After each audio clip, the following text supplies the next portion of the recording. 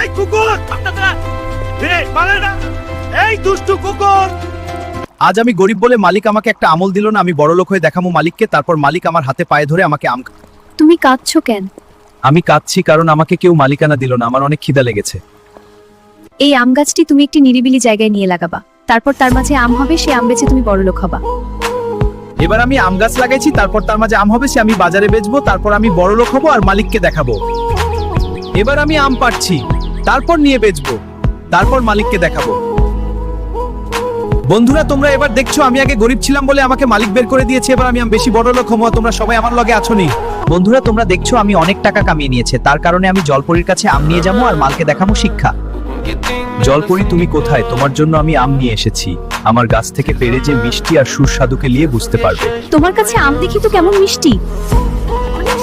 এবার তুমি বড়লোক হবা আর মালিকে গিয়ে শিক্ষাটা দিবা। তোমার দোকান আমি কিনে নিয়েছি। না, তুমি এই দোকান কিনতে পারো না।